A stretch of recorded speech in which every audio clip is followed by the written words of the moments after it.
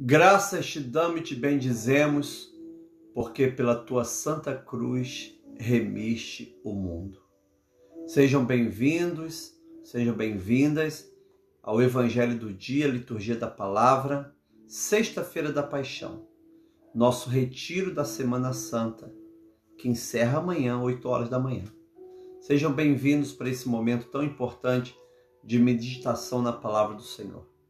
Você que vai assistir ao vivo agora, você que vai assistir pelo Facebook, também vou colocar lá no meu canal depois do YouTube. Entra lá no nosso canal, compartilhe o canal, né? Quero ver você lá com a gente também. Sejam bem-vindas e bem-vindos, vocês que estão conosco esta manhã. Nossa querida Nayara, Deus abençoe, Ione, Rosana Rubim, Maria Regina, Brágio, Carlos, que está com a Maria Regina agora, Eliane Maria Lopes, Nancy, sejam todos bem-vindos. Tereza Pereira, glória a Deus pela vida de vocês. Amém, Ione. Amém, Ione. Deus te abençoe, Mônica, em nome de Jesus Cristo. Vamos agradecer a Deus por esse dia tão santo e especial, pela noite que Ele nos deu. Senhor, nós queremos te agradecer, Pai, por esse dia santo e especial da sexta-feira da Paixão de Cristo. Hoje é o segundo dia do Tríduo Pascal. Hoje, Pai, lembramos da Páscoa da Paixão, a morte do Cordeiro de Deus que tira o pecado do mundo. Muito obrigado, Pai, por esse tempo de encontro com a cruz, de lembrança do sofrimento de Cristo e da alegria da salvação. Muito obrigado, Pai, por cada vida que vai estar conosco esta manhã e por cada vida que irá, Senhor, participar, assistindo depois esse momento tão especial do Evangelho do Dia, retiro da Semana Santa na liturgia da Palavra. Nós te agradecemos por cada vida que aqui está e pedimos, ó Deus, fala aos nossos corações. Trabalha conosco, que teu Espírito Santo, Senhor, nos dê, Pai amado, a graça de ouvir a Tua Palavra. Enquanto ouvimos a Tua Palavra, Pai, nosso coração intercede por aqueles que estão enfermos, por aqueles que estão em luto, por aqueles que também estão levando uma cruz e um sofrimento. Que o Senhor venha, Pai, trazer Tua paz, Tua serenidade e nos dar a Tua cura divina. Em nome de Jesus. Amém. Sejam bem-vindas, Jane, Márcia Valéria, Eni, tanta gente maravilhosa conosco essa manhã, né? Que manhã maravilhosa, manhã tão especial no nosso retiro da Semana Santa, Diná, amém? O evangelho de hoje, para quem tem o lecionário, já viu que é um evangelho extremamente longo. Nós vamos ler todo esse evangelho hoje no culto das 3 horas, o nosso encontro com a cruz. Nós temos um culto especial com Santa Ceia. Você que pode participar conosco, prepara sua mesa, seu altar com a Santa Ceia. Será realmente muito importante hoje o culto às 3 horas da tarde, o horário da Paixão de Cristo. E lá nós vamos ler todo o Evangelho. Mas eu quero ler o Evangelho de hoje até Jesus sair para ser crucificado. Amém? Nesta manhã nós vamos ler. Como é um evangelho longo, eu quero ler e já explicar de uma vez, ponto a ponto, para que a gente possa assim aprender um pouco mais, ter um pouco mais de conhecimento. Deus te abençoe, pastor Zé Mauro, Silvia Knaip, Neia, Agar, todos que aí estão entrando. Sejam bem-vindos e bem-vindas. Já pode compartilhar o vídeo, sabia? E as pessoas vão assistir ao vivo também lá na sua página do Facebook. Muito bom, queridos. Abra em João 18, Evangelho de João 18, do 1 ao 40. Amém? Querido Rômulo Hermes, que bênção. Ouviu o seu áudio hoje de manhã, hein, Rômulo? Deus cura o Rômulo. A Elane e os filhos da Covid, estão todos com Covid, mãe. Ele vai estar curando em nome de Jesus, amém? Deus cura a Neiva também, né? O Jamil, também o Covid. Deus abençoe em nome de Jesus. Muito bom. O evangelho de hoje é João 18, de 1 a 40. Tá bem? Nós vamos ler o relato da paixão que começou aqui na madrugada dessa quinta-feira e vai até o momento que Jesus será enviado para ser crucificado. A crucificação nós leremos à tarde. Então vamos abrir a palavra do Senhor em João 18, de 1 a 40. Amém? Versículo 1. Tendo Jesus dito essas palavras, saiu juntamente com os seus discípulos para o outro lado do ribeiro do Cedron, onde havia um jardim, e aí entrou com eles. Jesus sai da Santa Ceia e vai até o outro lado do ribeiro do Cedron, que na realidade é o Monte das Oliveiras. O jardim de Getsêmani, o nome Getsêmani significa prensa, prensa para espremer azeitona, fica aos pés do Monte das Oliveiras. Jesus está no Monte Sião. Quem olha para Jerusalém fica do lado esquerdo no alto. Ali está o cenáculo. Ele desce com seus discípulos, atravessa, né, o ribeirinho do Cedron e chega ali em Getsêmani, no lugar que ele orava. Versículo 2. Judas, o traidor, conhecia aquele lugar, porque Jesus ali estivera muitas vezes com os seus discípulos. Ou seja, ali no jardim do Getsêmani era o local secreto de oração de Jesus quando ele estava em Jerusalém. Mas Jesus tinha um local específico de oração, tinha um cantinho de oração, uma pedra de oração. A tradição diz, Marisa, a tradição bizantina, que é uma pedra, né? Até hoje tem essa pedra lá. E foi construída uma igreja, e essa pedra, Luiz Cláudio, ficou no centro da igreja. Ficou muito lindo, né? A igreja do Getsêmani, feita pelo arquiteto Antônio Barlutz. Então Jesus tinha um local certo de oração, uma pedrinha certa para se ajoelhar, um local que ele levava os discípulos para orar, não é? Obrigado, Eliane Maria. Todo mundo que foi entrando, você coloca para mim aí, não é? Então, amado, Jesus tinha um local certinho para orar. Uma pedra, um jardim, não é? Nós também podemos e devemos, isso nos ajuda muito na nossa disciplina espiritual, ter um cantinho da nossa casa. Se você tem um jardim, um quintal, um cantinho do seu quintal, para que todos os dias você possa estar ali, sentar ali, ler a palavra um pouquinho e orar ao Senhor. Jesus tinha essa prática, essa disciplina. Versículo 3. Tendo Judas recebido a escolta dos principais sacerdotes e dos fariseus, alguns guardas chegou a esse lugar com lanternas, tochas e armas. Não é? Esses soldados eram soldados que estavam debaixo da liderança dos sumos sacerdotes e debaixo da liderança dos fariseus ricos que pertenciam ao Sinédrio. Eram soldados do templo. Eram soldados que tinham a função apenas de guardar o jardim do templo. Ficar lá guardando o templo, vendo as pessoas entrarem, saírem, como um guarda municipal, né? Mas agora não. Esses guardas passam a ser como se fosse guarda romano.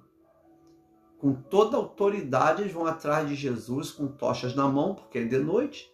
A lanterna deles são as tochas, né? Com pau e com armas, não é? Com armas, lanternas, tochas e armas. 4. Sabendo, pois, Jesus que todas as coisas sobre ele haviam de vir, adiantou-se e perguntou-lhe: a quem buscais? Ou seja, Jesus sabia, Brás, que os guardas do templo iam chegar para prender Jesus. Jesus sabia quem ia trair ele, sabia de tudo. Então ele antecipou. Né? O Evangelho de João não conta a oração de Jesus, né? Os discípulos dormindo. Mas conta que Jesus antecipa. A quem vocês estão buscando? Vocês querem quem? Né? Jesus antecipa. Porque nada que aconteceu com o Senhor aconteceu sem que ele soubesse.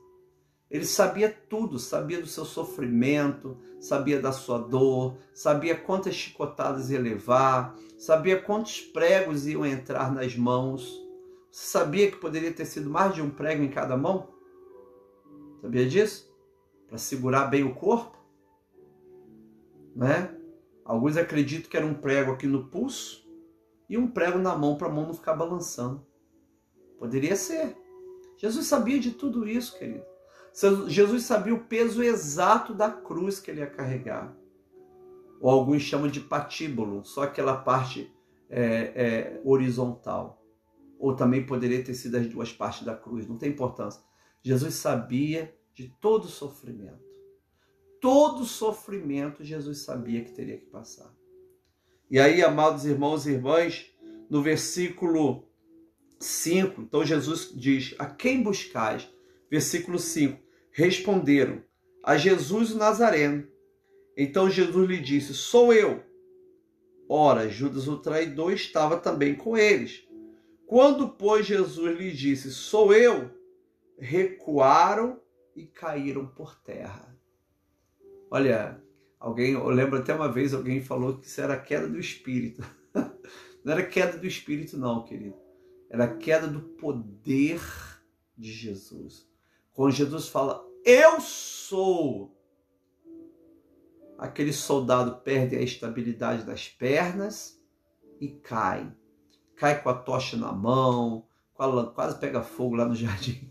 Cai com a tocha na mão, com a arma na mão, quase se cortam. Pela autoridade de Jesus em falar, eu sou, Luciné Catarino. Que bom você estar aí com a gente. Não é? Quando Jesus diz, eu sou, os soldados caem. Eles caem por terra, pela autoridade da palavra de Jesus. Isso significava, querido, que Jesus tinha todo o controle, Marisa. Jesus poderia levantar a mão e todo mundo morrer ali. Né? Mas Jesus é o Cordeiro de Deus que tira o pecado do mundo. Tudo estava determinado para Jesus. E aí, queridos irmãos e irmãs, versículo de número 6, quando, pois, Jesus lhe disse, eu sou eu, recuaram e caíram por terra. Jesus de novo lhe perguntou, a quem buscais? Responderam, a Jesus o Nazareno.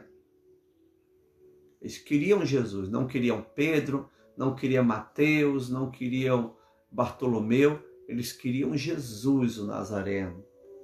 Então Jesus lhe disse, já vos declarei que eu sou, se a mim, pois, que buscai, deixa-lhe estes, para que se cumpra a palavra que disseram, não perdi nenhum dos que me deste. Eu, quando li esse texto essa manhã, lendo, meditando, eu fiquei muito sensibilizado, né? O cuidado de que Jesus tem com os discípulos. Enquanto nós sabemos dos outros evangelhos que dizem que eles fogem para se cumprir a palavra, feriu o pastor, né? E todos eles fugiram, as ovelhas foram dispersas. Aqui no contexto de João é muito simbólico. É o próprio Jesus que diz, olha, vocês querem quem? É Jesus Nazaré? Sou eu. Então deixe que eles vão embora, para que se cumpra, eu não perdi nenhum. Ou seja, até aquele momento da noite, da dor, do sofrimento, Jesus ama os seus discípulos até o fim. Ele se preocupa com os seus discípulos. Não é? Está de noite, está escuro, vão prender Jesus. Jesus fala, vocês não querem a mim? Solte eles. Não prenda eles. Olha o cuidado que Jesus tem com a nossa vida. Você é cuidado pelo Senhor do início ao fim. Ele não desiste de você. Até na noite escura da alma, Ele cuida da sua vida. Confia nesse cuidado de Jesus. E aí, amados irmãos e irmãs, versículo 10. Então Simão Pedro puxou da espada que trazia e feriu o servo do sumo sacerdote, cortando-lhe a orelha direita, e o nome do servo era Malco. Entra uma coisa interessante, Marisa, que o Evangelho de João é o único que fala qual foi o discípulo que cortou a orelha E qual o nome do soldado que teve a orelha cortada? E quem é esse soldado? Era Malco, né? Servo do sumo sacerdote. O João diz que foi Pedro que cortou a orelha e que Malco que teve a orelha cortada. Mas João não diz que Jesus curou. O evangelho de Mateus e Marcos dizem que um dos discípulos cortou a orelha. Não fala o nome do discípulo, nem fala que curou. Lucas é o único que diz: um dos discípulos cortou a orelha e Jesus curou. Por isso que você tem que ler os 4 evangelhos para ver a história completa. Tá vendo? Olha que coisa linda. Então, a última cura divina, guarda agora aí no seu caderninho. A última cura realizada por Jesus acontece aqui. O último milagre que Jesus realiza. O último milagre que Jesus realiza antes da sua morte é o milagre de cura de uma orelha que havia sido decepada, registrado somente pelo evangelista Lucas. No evangelista Mateus e Marcos, a orelha é cortada, algum discípulo corta. No evangelho de João, é Pedro que corta e o homem chama-se Malco, mas não fala de cura. Agora Lucas acrescenta que foi um dos discípulos, sim, não fala o nome do discípulo, não fala o nome do servo, mas Jesus coloca a orelha no lugar.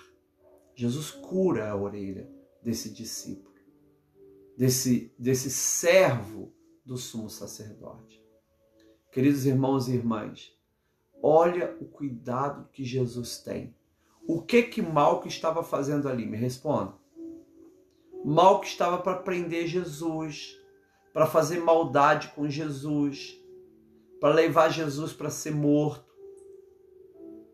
Naquele momento, Pedro corta a orelha de Malco, mas o relato de Lucas diz que Jesus cura. Jesus cura a orelha do inimigo, daquela pessoa que lhe quer mal. Sabe por quê? Porque Jesus via as pessoas como seres humanos. Seres humanos que sofrem, que são limitados, que são falhos, que se guia pela conversa dos outros. E esse Malco ainda era um escravo. Ele era escravo do sumo sacerdote para piorar a situação. Não é? E aí, amados irmãos e irmãs, o Evangelho conta esse carinho de Jesus. E é interessante você prestar atenção que os milagres de Jesus cessaram. Os milagres cessaram. Jesus, nessa Semana Santa, vai ao templo, está ministrando a palavra, mas os milagres cessaram. Mas ali no jardim de Getsêmani, vendo o sofrimento de um homem com um corte na orelha, Jesus vai com toda misericórdia e coloca a orelha no lugar. Amado, nunca a misericórdia de Deus vai abandonar a sua vida. Nunca. Talvez você esteja assistindo esse vídeo, você esteja fora da igreja, mas a misericórdia de Deus não te abandonou. A misericórdia de Deus vai trazer você de novo para a igreja. A sua vida vai ser renovada novamente. Você vai poder ouvir novamente as coisas de Deus. Louvado e bendito é o nome do Senhor Jesus, querida Elba, querida Beth, Nathalie, irmãos e irmãs. E aí a palavra do Senhor diz assim: mas Jesus disse a Pedro, olha o versículo 11, meta a espada na bainha, não beberei porventura o cálice que meu pai me deu? Olha novamente a palavra cálice. É o cálice da salvação. Não é? Nos outros evangelhos, Jesus olha e diz: Pai, afaste de mim esse cálice, mas não faça a minha vontade, sim a sua. E agora, nesse evangelho, Jesus manda Pedro guardar a espada. E é interessante, Rômulo, que no Império Romano era proibido um civil andar armado. Pedro não poderia ter aquela espada. Jesus até permite que ele tenha, mas o Império Romano não permitia, para se cumprir a profecia que ele foi preso, né, no meio de salteadores. Mas o Império Romano não permitia. Jesus falou: guarda a espada. Não beberei o cálice que o Senhor me deu? Olha que frase, não beberei porventura o cálice que o Pai me deu? Jesus vê, escuta o que eu vou dizer, Jesus vê, Conceição, a traição de Judas. Jesus vê a rejeição do sinédrio, dos sacerdotes, dos judeus. Jesus vê a negação de Pedro. Jesus vê a condenação que ele sofre pela multidão com Pilatos. Jesus vê a pesada cruz que ele vai ter que levar. Tudo com uma visão extremamente positiva. Ele diz assim, eu não vou beber o cálice que meu pai está me dando? Amado, quando vem o sofrimento, você pode ficar desesperado, achando que você é a pessoa mais infeliz do mundo. Ou você pode encarar o sofrimento e falar, olha, Jesus está comigo. Veio esse cálice, Jesus permitiu, mas ele está comigo, ele é poderoso para curar, ele é poderoso para me dar serenidade na hora da dor, ele é poderoso para me ajudar. Jesus está comigo. Amado, Jesus não vê aqui a maldade humana. Jesus não vê o poder político, poder religioso. Jesus não vê a maldade na cara dos soldados italianos. Era um romano, era italiano. Eu sou parente de italiano, tá? Aquela cara feia de italiano. Meu avô era italiano. Jesus sabia, amado, que não era aquilo. Todo esse caminho de sofrimento, toda essa via dolorosa, todo esse caminho, Jesus entende que é o cálice que o Pai lhe deu para beber. Não beberia o cálice que o Senhor me deu. Amado, olha o sofrimento que você está passando. Volto a dizer, se você vê o sofrimento como a maldade de Deus na sua vida, como você é a pessoa mais infeliz do mundo, você vai reagir de uma forma. Mas se você vê o sofrimento como cálice de Deus, no sentido de que Deus está no controle de tudo, que a vontade de Deus está prevalecendo, você terá serenidade para viver e para passar por esse sofrimento. Para viver e para passar por essa cruz que você está passando. Jesus vê isso tudo com os olhos da fé. Você tem que declarar que você vai mudar a forma de ver. Porque o mundo não vai mudar. O mundo não vai mudar. Vai continuar sofrimento, morte, rejeição, injustiça, corrupção, aceitação, rejeição, preconceito. O mundo continua da mesma forma. Mas nós vamos mudar. Nós vamos olhar para Deus. Uma visão espiritual. O Senhor está conosco.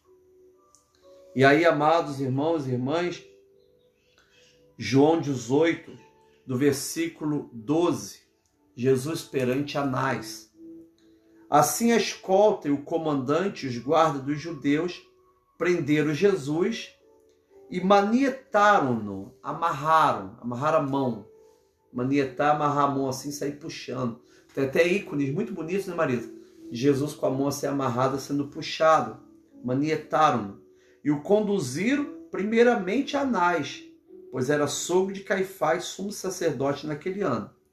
Anás não era o sumo sacerdote era Caifás, mas ele era o sogro, né? De certa forma ele tinha o controle da situação.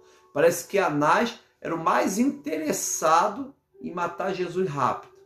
Ele era o cabeça, ele era o intelectual orgânico da situação. Ora, Caifás era quem havia declarado aos judeus ser conveniente morrer um homem pelo povo, né? Nós sabemos que Caifás foi usado pelo Espírito Santo para falar isso. Mas a intenção dele não é essa, né? A intenção dele é, vamos matar um que o Império Romano nos deixa em paz. Vamos dar um nosso. Em vez de a gente matar um soldado romano, vamos dar um soldado nosso. vamos dar aí Jesus Nazareno, que é um judeu, que é um rabino, que é um mestre, aí eles matam e salvam a nação inteira. Não vamos arrumar confusão, né? Não vamos arrumar confusão. Vocês sabem que o maior medo de Pilatos eram as convulsões sociais naquele local, que ainda não se chamava Palestina, tá, querido? Palestina só depois de 125, quando entra Adriano Hélio para governar Jerusalém. Ele transforma Jerusalém em Hélia Capitolina e o território da Judéia em Palestina, que significa filisteus, para tentar apagar a memória dos judeus, né? Então o nome Palestina é de 125 depois de Cristo. Não existe Palestina na época de Jesus, tá? Era só Judéia. Então, amados irmãos e irmãs, o que Pilatos tinha medo? Ele tinha medo que na Judéia continuasse tendo convulsões sociais, porque aí ele seria realmente processado, né? Porque ele estava lá para governar, para trazer a ordem. Lembra qual era o pensamento romano, gente? A paz romana, a pax romana, né? Então, aonde entrava o Império Romano, não podia ter mais conflito. Tinha que ter pax, do latim, a pax romana. É interessante, amados irmãos e irmãs, que Jesus, então, é levado para Anás. Volto a dizer, quando você vê a foto assim do Muro de Jerusalém, do lado esquerdo, no alto, está o cenáculo, e mais para baixo um pouquinho está o Palácio de Caifás, onde estava Anás, Caifás e o Sinédrio se reúne naquela noite. Jesus agora está num tribunal religioso e Jesus vai ser acusado de blasfêmia. Esse é o crime de Jesus. Pedro nega Jesus. Versículo 15 agora. João 18:15, Marisa. Então Pedro e outros discípulos seguiam a Jesus. Sendo este discípulo conhecido do sumo sacerdote, entrou para o pátio deste com Jesus. Olha, não foi somente Pedro que vai seguir Jesus. Tem um outro discípulo também que não fala o nome. Pode ser João? Parece que sim, porque o João que vai acompanhar Maria na cruz, né? Mas nós não sabemos quem é esse outro discípulo. E era um outro discípulo que tinha acesso ao palácio do sumo sacerdote.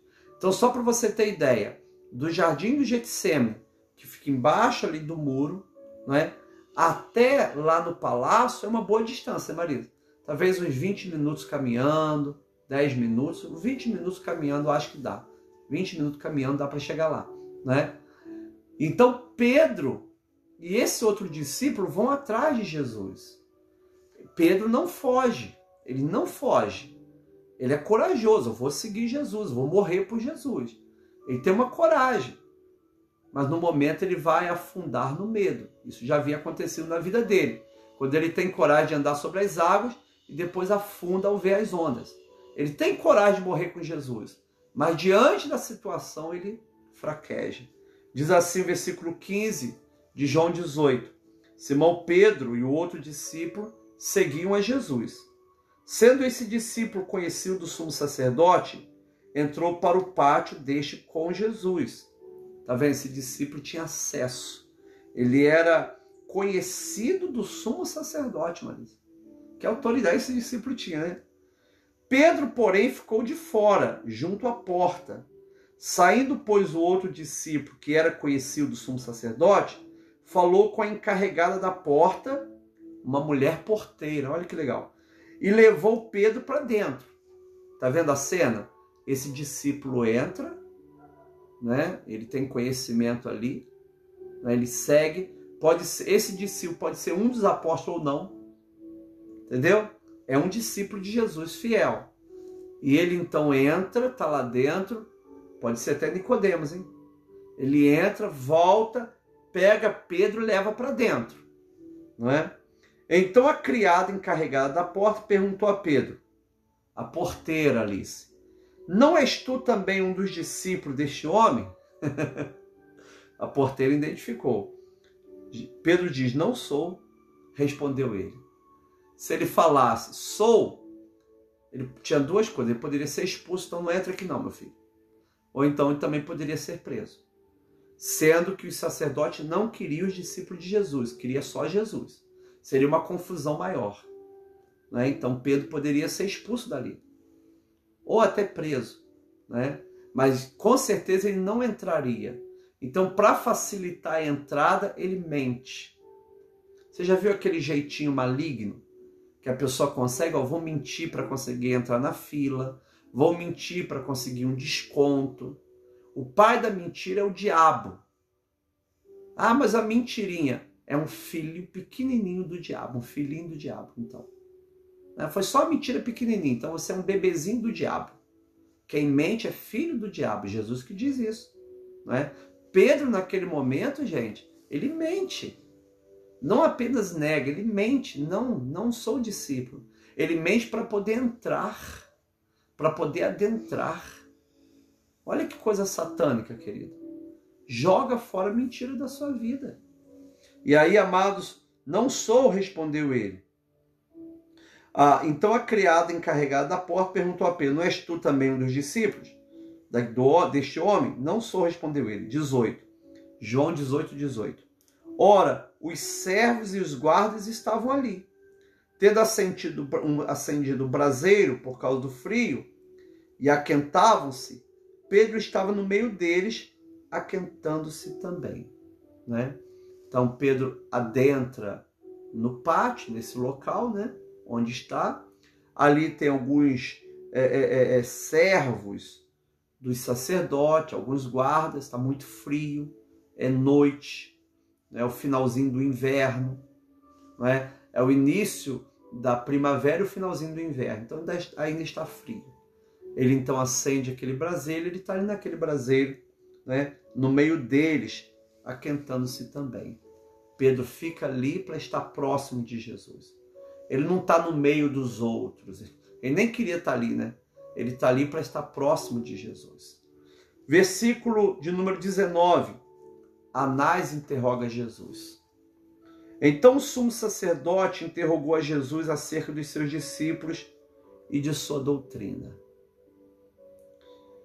Declarou-lhe Jesus: eu tenho falado francamente ao mundo, ensinei continuamente, tanto nas sinagogas como no templo, onde todos os judeus se reúnem, e nada disse oculto.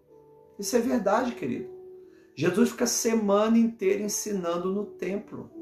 As pessoas perguntam, os sacerdotes perguntam, depois os fariseus perguntam, depois os saduceus perguntam. É uma coisa terrível, nós vamos ver isso no ano. Esse diálogo de Jesus ali, não é? Jesus falou, eu já falei tudo que tinha que falar, não ocultei nada. Por que me interrogas? Versículo 21. Pergunta aos que ouviram o que lhe falei. Bem sabe eles o que eu disse. Então, olha bem, Anás, né? Pergunta a ele, o sumo sacerdote pergunta a ele, qual é a sua doutrina, o que você ensina? Qual a sua doutrina, o que você ensina? Jesus responde, olha, eu já ensinei tudo o que tinha que ensinar. Pergunta às pessoas que me ouviram. Olha o que vai acontecer com Jesus agora, 22. Dizendo isso, um dos guardas que ali estavam deu uma bofetada em Jesus. Bofetada não é tapa não, tá, gente? Significa um soco em Jesus. No original, um soco. Tum. Não é um tapa, é um soco. Uma bofetada em Jesus. É assim que falas ao sumo sacerdote? Replicou-lhe Jesus. Se eu falei mal, dá testemunho do mal. Mas se eu falei bem, por que me feres? Né? Jesus responde com muita serenidade. Ele tem serenidade na hora da dor. Ele tem serenidade na hora da acusação. Então Anás o enviou manietado à presença de Caifás, o sumo sacerdote. Então vamos dizer, o sumo sacerdote oficial é Caifás. O sogro dele também era sumo sacerdote, mas não estava agora na ordem, né? No ano da sua posse. E ele então novamente prende Jesus com a mão manietado e leva a Caifás para que possa ali continuar a ser investigado para ver qual o seu pecado. Olha que coisa interessante. Jesus continua agora amarrado e com dor no rosto. Versículo 25 de João 18. Lá estava Simão Pedro, aquentando-se. Perguntou-lhe, pois, és tu, porventura, um dos discípulos dele? Ele negou e disse, não sou. Está lá naquela brasa, né, esquentando a mão, o corpo. Você é um discípulo dele? Eu não sou. Um dos servos do sumo sacerdote, perante daquele a quem Pedro tinha decepado a orelha, perguntou, não te vi no jardim com ele? Não é? Olha que perigo que Pedro corre agora, hein, mãe? Ele identifica, esse é aquele Pedro que decepou a orelha do meu amigo. E ele diz assim, não te vi com ele? De novo Pedro negou, e no mesmo instante o galo cantou. Lembra onde Pedro está? Então vamos pensar no contexto. Para ele entrar no pátio, a porteira diz, você é discípulo dele? Não, não sou. Então pode entrar. Agora Pedro vai se aquecer do lado de soldados. Né? Pedro assim está meio maluco. Né? Do lado de soldados. Do lado dos soldados o homem diz, você é discípulo dele? Não, não sou. Do lado dos soldados alguém diz, olha, eu vi você lá. Ele era o amigo do mal que perdeu a orelha. Eu vi você lá. Não, não, não, não sou. Ele queria disfarçar. Né? Não é? Tinha que arrumar um jeito de salvar a própria vida. Então o galo cantou. Não é? Pedro mente para tentar ficar vivo. Não é justo. Não é justo. Mas a palavra tinha que se cumprir. Jesus sabia que Pedro ia negar. E o galo então canta. E a partir desse momento, Pedro passa a ter uma síndrome do canto do galo. Imagina, até ele encontrar com Jesus, eu acho que ele não aguentava, depois de encontrar com Jesus ressuscitado, né? Não aguentava ouvir galo cantar perto dele. Se ele morasse aqui. Se ele morasse aqui na minha casa, ele ia ter um tremor no corpo toda noite. Não é? Que tem um galo que canta beça. Jesus perante Pilatos. Depois levaram Jesus da casa de Caifás para o pretório. Era cedo de manhã. Você percebe que João não cita como foi o diálogo com Caifás, Marisa. Apenas que Jesus passa por Anás, passa por Caifás, e esse tribunal religioso condena Jesus por blasfêmia. E agora o tribunal religioso, tribunal dos judeus, das autoridades judaicas, né, levam Jesus para Pilatos, para o tribunal civil. Eu lembro quando saiu o filme A Paixão de Cristo, Mel Gibson, muitos judeus americanos zombaram do filme, porque Mel Gibson relata os diálogos dessas autoridades judaicas, né? Talvez se Mel Gibson fosse politicamente correto, ia falar assim, alguns religiosos. Mas o evangelho não diz que eram alguns religiosos, eram judeus mesmo, eram as autoridades judaicas, né? O povo judeu, muitos dos judeus, principalmente da Galileia, amavam Jesus e seguiam Jesus.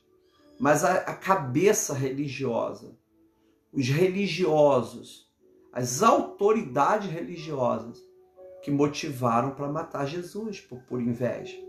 E aí, queridos irmãos e irmãs, abre João 18, 28. Depois levaram Jesus a casa de Caifás para o pretório. Esse pretório,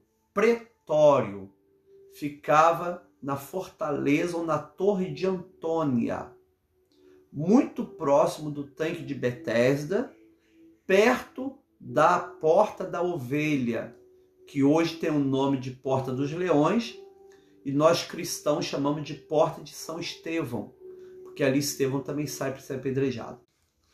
Glória a Deus! Minha internet deu uma pausa aqui, querido. Me perdoe, tá bom? Amados, prestem atenção então. O pretório ficava na Torre de Antônia, tinha um pátiozinho, era um pátio chamado pretório, um pátio apertado, tá? Na Fortaleza de Antônia. Essa fortaleza, ela estava anexa ao templo. Da fortaleza dava para se ver o movimento do templo, o movimento fora do templo, era muito próximo. Hoje, ali na Fortaleza de Antônia, tem uma escola muçulmana. E do lado dessa escola muçulmana tem o Studium Biblicum franciscano, que forma os maiores arqueólogos bíblicos, né, do mundo, são formados ali nessa instituição. E ali tem a Igreja da Condenação, né, e a Igreja da Coroação de Espinho, a Igreja da Condenação e a Igreja do Litróstatos, né, o local onde os soldados da flagelação, Igreja da Condenação e Igreja da Flagelação, justamente onde aconteceram esses fatos. Você vai subindo a Via Dolorosa assim, você entra do lado direito para o Tanque de Betesda, sobe mais um pouquinho, entra do lado direito para o Litróstatos, onde está a Fortaleza de Antônia. E do lado esquerdo está o pedaço do Muro de Jerusalém subterrâneo, né? Então, olha que coisa interessante, queridos irmãos e irmãs. Então, Pilatos, né, olha bem, eles não entraram no pretório para não se contaminarem, mas poderem comer a Páscoa. Era cedo de manhã, era sexta-feira santa, 8h30 da manhã. Nesse horário que nós estamos aqui. E eles levam Jesus até ali, mas não entram. Eles não querem se purificar, se contaminar para poder comer a Páscoa, né? Mas já estão se contaminando, matando o homem justo, matando o Filho de Deus. Chama-se as incoerências religiosas, né? Não vou me contaminar para comer a Páscoa, então não vou entrar no pretório, mas vamos acabar com a vida desse desgraçado. Chama-se as incoerências religiosas, né? Que infelizmente muitas vezes existem na nossa vida, nas nossas igrejas, e a gente tem que tomar muito cuidado para não estar junto com isso. Então Pilatos saiu para lhes falar e lhes disse. Como eles não entraram, Pilatos saiu, tá? Olha que coisa, querido. Então Pilatos lhe disse: que acusação trazeis contra esse homem? Responderam: se ele não fosse malfeitor, não te entregaríamos. Nós sabemos que ele não presta, que ele não é bom, ele tem que morrer. Replicou-lhe, pois, Pilatos: tomai vós outros e julgai-o, segundo a vossa lei. Responderam-lhe os judeus: a nós não é lícito matar ninguém, para que se cumprisse a palavra de Jesus, significando o modo por que ele havia de morrer. Ou seja, o modo que os romanos matavam as pessoas era crucificado. Mas você observou a incoerência? Olha, na nossa lei não é lícito matar ninguém. Gente, né? Eu não posso te tacar uma pedra, então vou pagar alguém para te tacar uma pedra. Eu não posso te matar, então vou pagar alguém para te matar. Não, eu como servo de Deus não posso matar ninguém, então vou pedir para alguém te matar. É o que estão fazendo, amado. É a incoerência religiosa.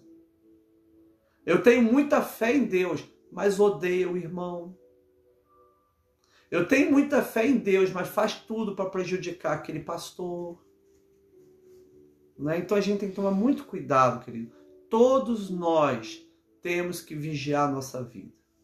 Porque as nossas incoerências religiosas trazem sofrimento em Jesus.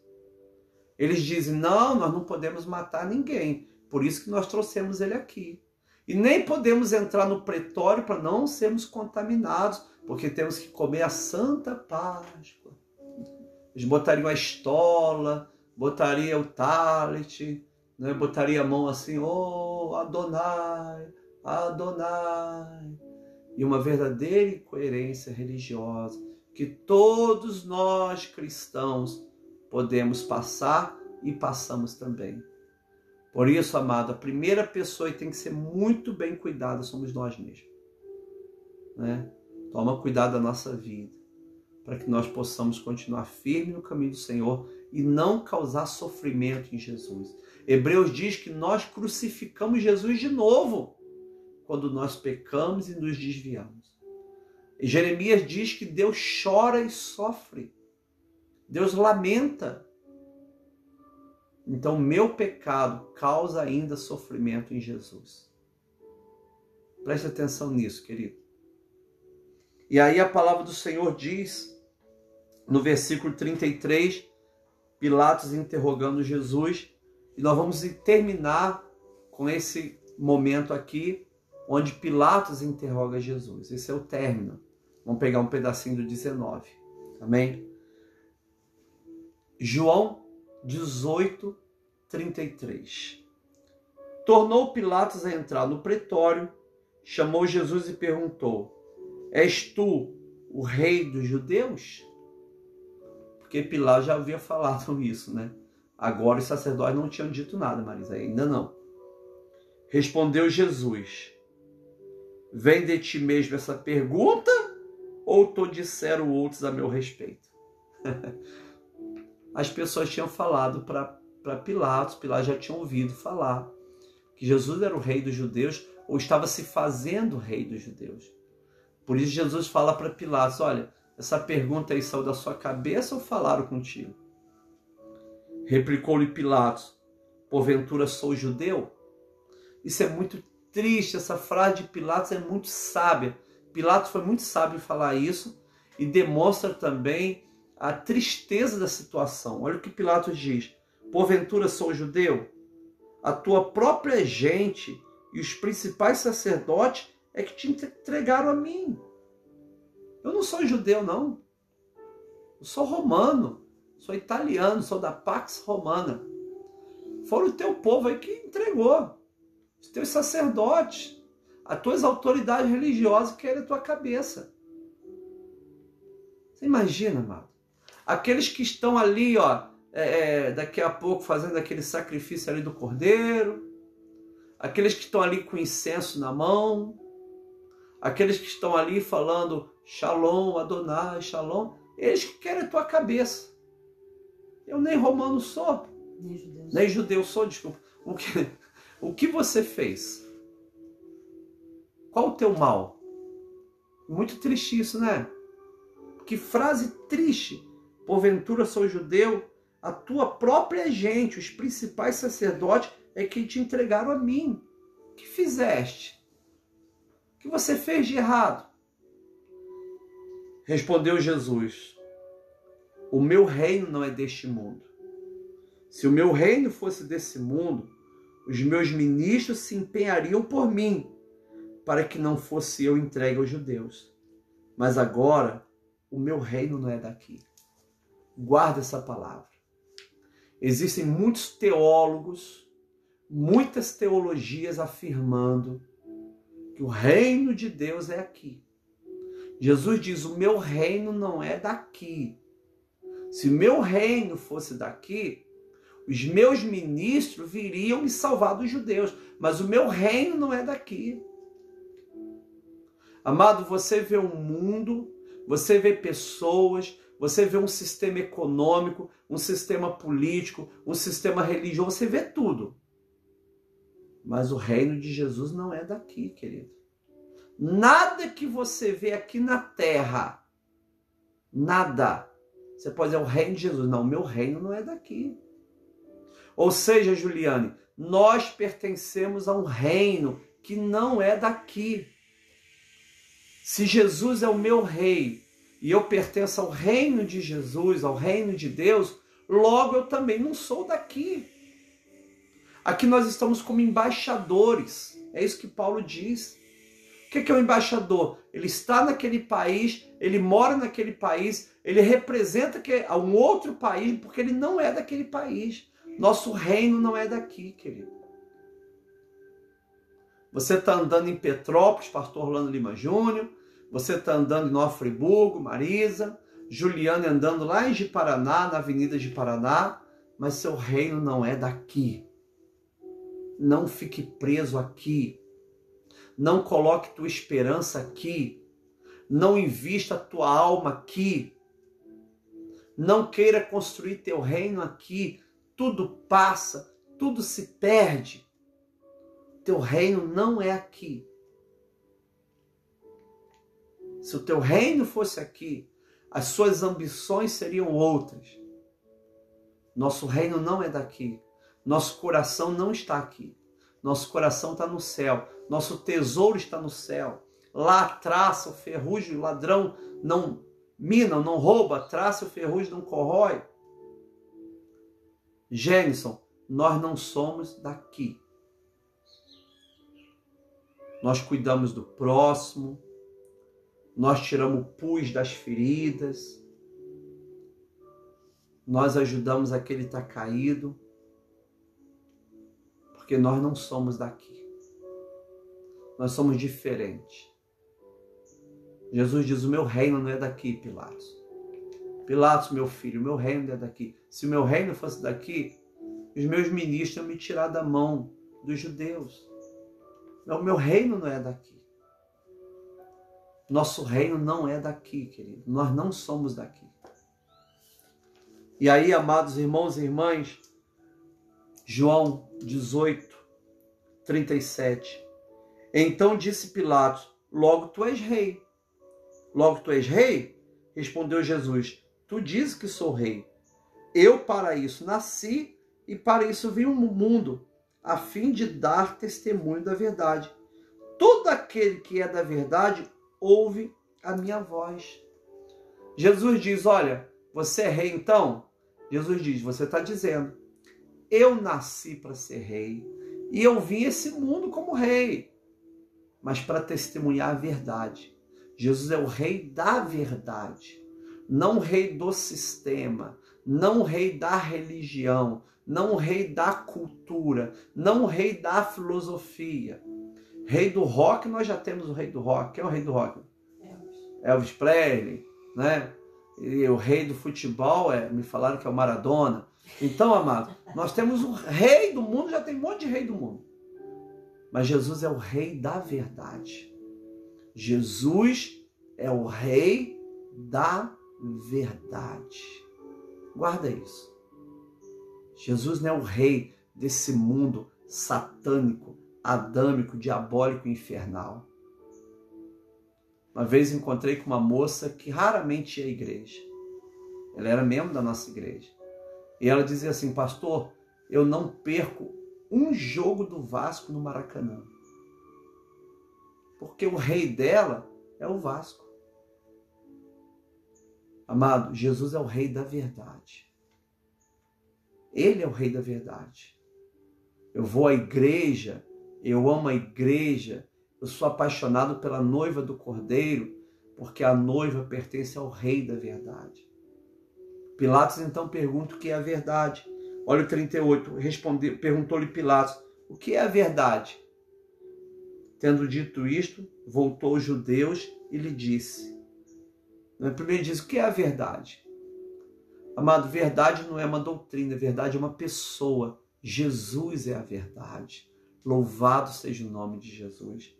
Tendo dito isto, voltou aos judeus e lhes disse, eu não acho nele crime algum. Pilatos não viu crime em Jesus. Aí ele diz, no 39, é costume entre vós que eu vos solte alguém por ocasião da Páscoa. Né? Quereis, pois, que vos solte o rei dos judeus? Pilatos queria soltar Jesus. Lógico que eles não queriam soltar Jesus, eles queriam matar Jesus, né? Então gritaram todos novamente, não este, mas Barrabás. Ora, Barrabás era salteador. Barrabás era bandido. Eles preferem eleger um bandido para ser solto do que eleger Jesus para ser solto. É uma votação, eles votam. Vocês querem quem? Vocês querem que eu solte ele? Então gritaram eles: não este, mas Barrabás. Olha bem, Pilatos não sugeriu Barrabás, mano. A sugestão veio dos sacerdotes e do povo.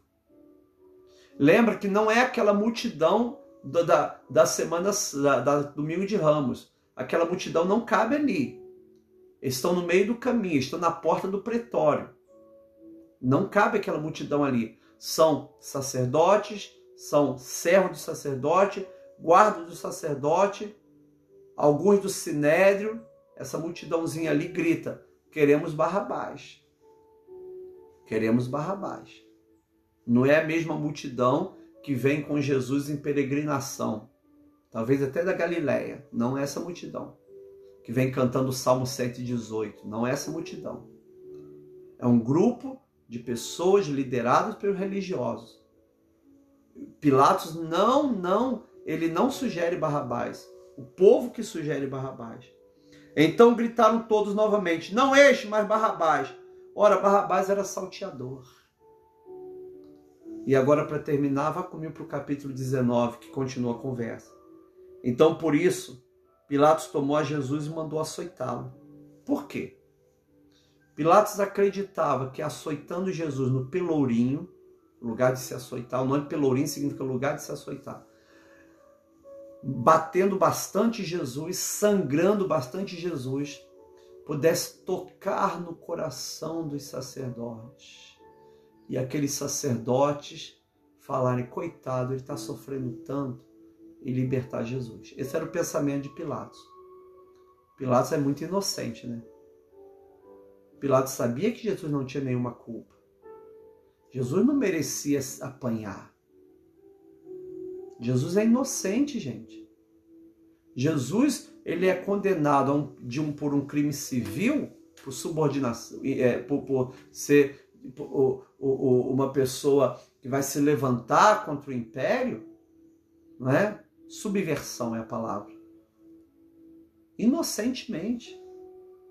E aí, queridos irmãos e irmãs, o soldado, tendo tecido, mandou açoitá-lo. Olha, presta atenção que os soldados fazem. Pega aí João 19, 2. Os soldados fazem um culto a Jesus. Um culto macabro. Um culto litúrgico. Agora de manhã, sexta-feira da Paixão de manhã. Eles fazem um culto litúrgico. Escuta bem. Uma liturgia de dor. Então, Pilatos tomou a Jesus e mandou açoitá-lo. Os soldados, tendo tecido uma coroa de espinho, puseram na cabeça. Vestiram-lhe com manto púrpura.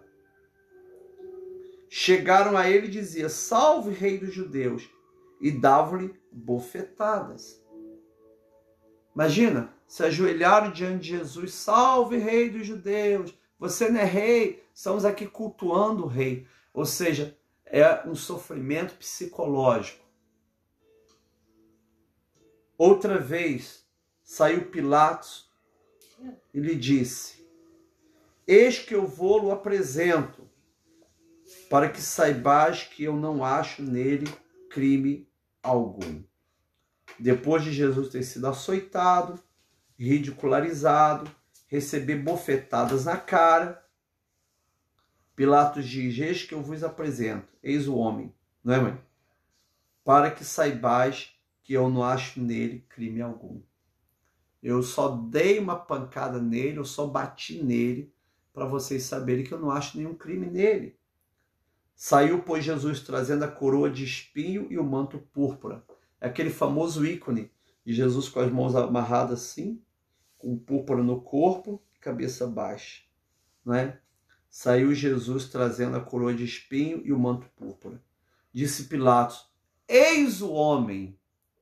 Que frase famosa, né? Eis o homem de dor, o homem sangrando. Aqui está Jesus descrito em Isaías 53. Quando Pilatos diz eis o homem, na realidade ele está dizendo assim: eis o servo sofredor de Isaías 53. A maioria dos judeus que se converte ao cristianismo se converte lendo Isaías 53. Ali está o homem de dor, ferido, desprezado, rosto inchado, hematoma nos olhos, boca sangrando. Olhávamos para ele e não víamos nenhuma beleza. Ali está o Isaías 53 que descreve Jesus. Ao ver os principais sacerdotes e os seus guardas gritaram. Quem é que grita, gente? Os sacerdotes e os seus guardas. Crucificam! Crucificam! Agora já vão direto ao assunto, né? Agora já levam Jesus, já querem que ele seja morto. Disse-lhe Pilatos: tomai vós outros e crucificai-o, porque eu não acho nele crime algum. Pilatos deu autoridade para os judeus crucificarem. Gente, os judeus não podiam matar ninguém, a não ser que o governo romano desse autoridade. E Pilatos deu: olha, eu autorizo vocês a matar esse homem. Vocês não querem crucificar? Crucifiquem, eu autorizo. Não vai ter nenhum problema, eu autorizo. E aí, queridos irmãos e irmãs, responderam os judeus: temos uma lei, e de conformidade com a lei, ele deve morrer, porque a si mesmo se fez filho de Deus. Mentira. Nós temos salmos, que os salmos falam sobre filho de Deus. Temos passagens no Antigo Testamento que chama as pessoas de filhos de Deus. Mas eles criaram uma lei ali na hora para matar Jesus. Olha bem, temos uma lei, e conformidade com a lei deve morrer, porque assim mesmo se fez filho de Deus. 8. Pilatos, ouvindo tal declaração, ainda mais atemorizado ficou, porque Pilatos não podia ter problemas ali. E ele sabia que Jesus tinha discípulos, e matar Jesus poderia dar uma convulsão social. Era um problema para Pilatos, ele fica com muito medo. 9. E tornando a entrar no pretório, perguntou a Jesus: de onde és tu? Mas Jesus não lhe deu resposta. Então Pilatos o advertiu: não me responde? Não sabes que eu tenho autoridade para te soltar e autoridade para te crucificar? Eu tenho autoridade sobre você, Jesus. O 11. Respondeu Jesus: nenhuma autoridade teria sobre mim, se de cima não te fosse dada. Por isso, quem me entregou a ti, maior pecado tem. Pilatos é um pecador, mas Caifás, Anás, o sumo sacerdote, são mais pecadores do que Pilatos. Jesus diz: olha, quem me entregou a ti, maior pecado tem. E tem um detalhe: você não teria nenhum poder sobre mim se do alto não lhe fosse dado esse poder. Isso significa que Deus tem um controle de tudo. A nossa vida é do Senhor.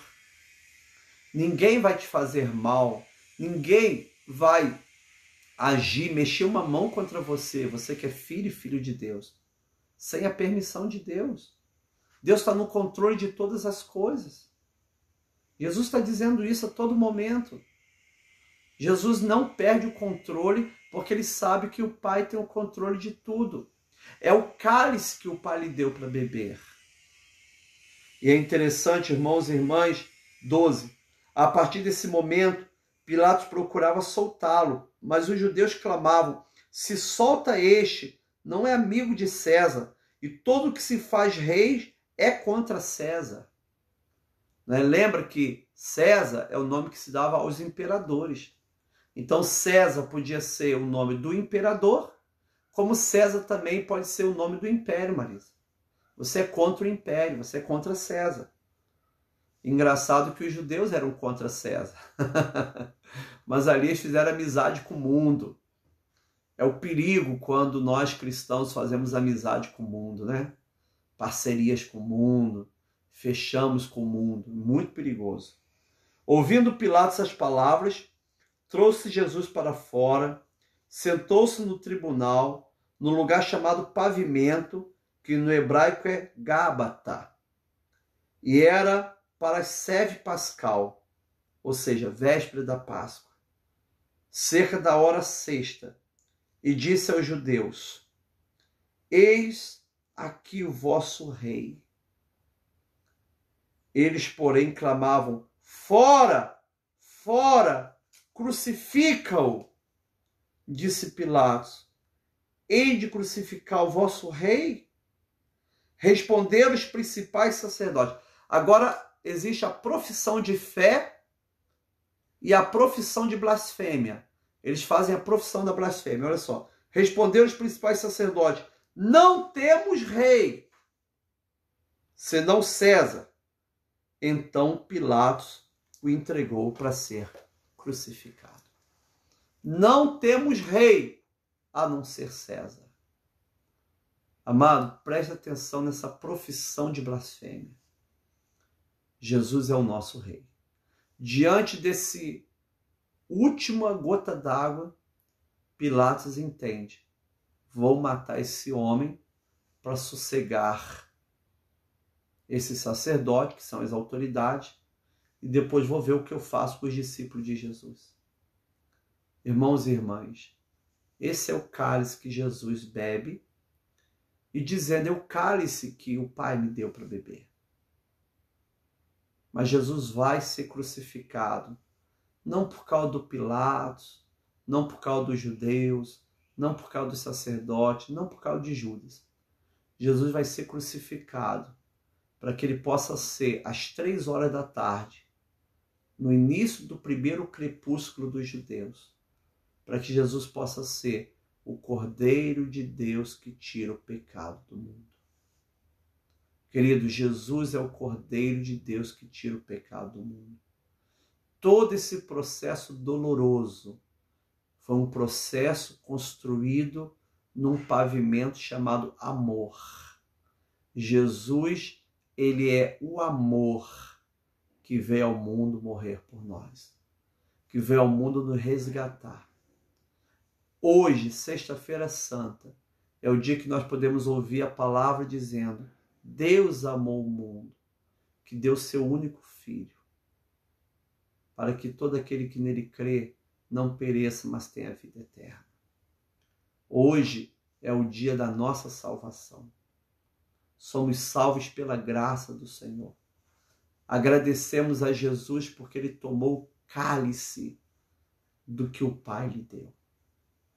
E eu te convido para estar comigo hoje aqui pelo Facebook, às 15 horas. Eu convido você a preparar na sua casa o pão e o vinho para tomarmos a ceia do Senhor e meditar sobre a cruz de Cristo. Porque Jesus, ele morre por amor. Oremos. Senhor, graça te damos e te bendizemos, porque pela tua santa cruz remiste o mundo. Graças te damos e te bendizemos, porque pela tua cruz remiste o mundo. Graças te damos e te bendizemos, porque pela tua santa cruz remiste o mundo. Obrigado, Senhor, por esse evangelho da paixão. Nos ajude, ó Pai, a meditar na sua palavra. Nos dê serenidade para viver o dia de hoje. Serenidade para enfrentar nossas crises, nossas dores. Pai amado, coloco nas tuas mãos aqueles que estão agora, Pai, enfrentando uma dor e uma cruz. Aqueles que estão enfrentando a cruz da UTI, a cruz de estar entubados, a cruz de terem seus queridos mortos. Nunca o Brasil teve tantos mortos no mês só, como no mês de março de 2021. Senhor, nós vivemos a pior época da nossa história no que diz respeito à morte de pessoas. Senhor, tem muitas pessoas com cruzes e com sofrimentos. E o Senhor que levou a nossa cruz, o Senhor tem o poder de se compadecer dessas pessoas que hoje estão enterrando seus mortos, que hoje estão em luto. Senhor amado, o Senhor tem o poder de se compadecer daqueles que hoje estão partindo dessa terra. Dê serenidade, Pai amado, que eles possam agora, nesse momento da partida, aceitarem Jesus como Senhor e Salvador, crer na graça de Jesus, confiar no amor do Senhor, entregar suas almas a Cristo. Pai, eu coloco nas tuas mãos cada pedido de oração, cada pessoa que está agora, Deus, também chorando, trazendo a dor, o sofrimento. Eu oro por aqueles trigêmeos, Pai, aquelas 3 criancinhas que o pai morreu acidentado, a mãe, a avó e a tia morreram com Covid. Estão sendo agora criados pelos tios. Senhor, eu peço a Deus a tua misericórdia, Pai, para as milhares de crianças abandonadas por causa da Covid. Pai, quero pedir, ó Deus, a tua bênção, para que nós possamos compreender o teu sacrifício, valorizar a tua cruz, olhar os teus pés sangrando, olhar as tuas mãos sangrando, olhar o teu lado rasgado, contemplar o sangue e a água, símbolo do batismo e da Santa Ceia, que saem do seu lado direito. Contemplar, Senhor, aleluia, o teu sofrimento na cruz para a nossa salvação.